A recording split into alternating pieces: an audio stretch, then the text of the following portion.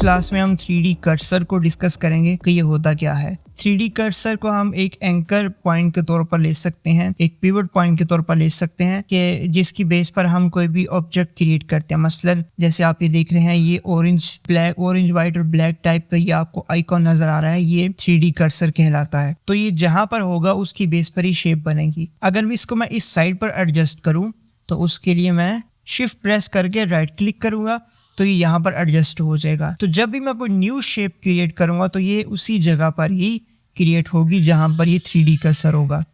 मसलन अगर मैं 3D कर्सर को इस क्यूब के ऊपर लेकर आऊं, शिफ्ट प्रेस किया और राइट क्लिक करके इस क्यूब के ऊपर ले आया और मैं यहाँ पर अगर कोई शेप क्रिएट करता हूँ तो वो शेप इसके ऊपर ही क्रिएट होगी। यानी इसको वो पिवट पॉइंट के तौर पर ले रहा है और जो भी शेप क्रिएट कर रहा है वो इसकी बेस पर करेगा।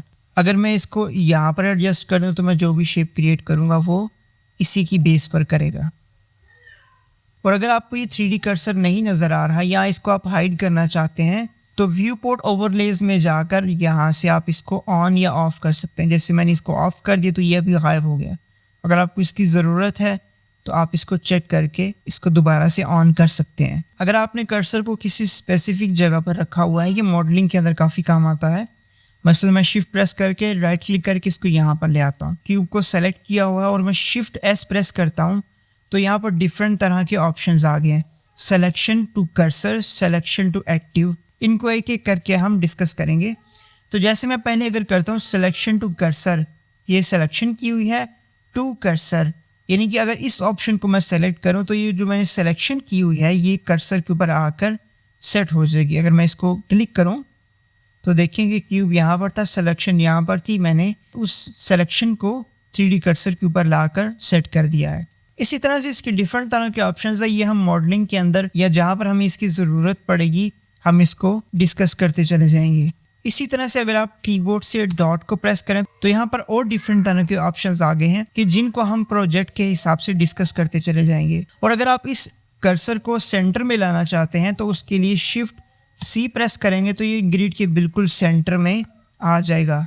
इसके अलावा इसके अंदर बहुत ही कमाल का फीचर एक ये है कि आप मॉडलिंग में किसी भी फेस पर इस कर्सर को उसकी ओरिएंटेशन के मुताबिक एडजस्ट कर सकते हैं, सेट कर सकते हैं। मैं आपको समझाने की कोशिश करता हूँ। मसलन जैसे एक ये क्यूब है, इसको मैं एडिट करके इसको थोड़ा सा मैं ऊपर ले जाऊंगा, एडजस्ट कर दूंगा और मैं चाहता हूँ कि इस 3D कर्सर को इसके ऊपर एडजस्ट करूँ। तो उसका तरीका क्या है, सिंपल मैं इसके ऊपर क्लिक करूँगा तो जैसे देखेंगे इसने ये इस फेस के ऊपर एडजस्ट कर दिया, लेकिन इसकी ओरिएंटेशन इसके मुताबिक नहीं है। तो उसके लिए मुझे जाना पड़ेगा इसकी टूल सेटिंग के अंदर।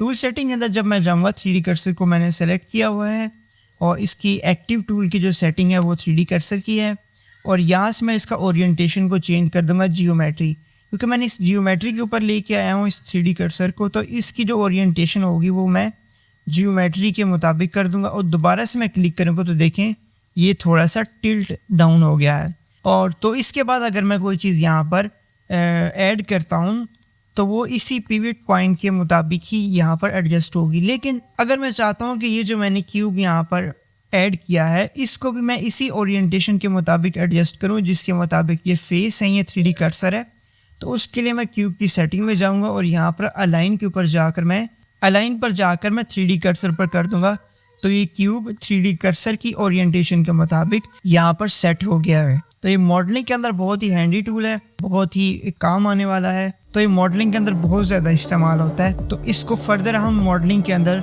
मज़ीद डिस्कस करेंगे।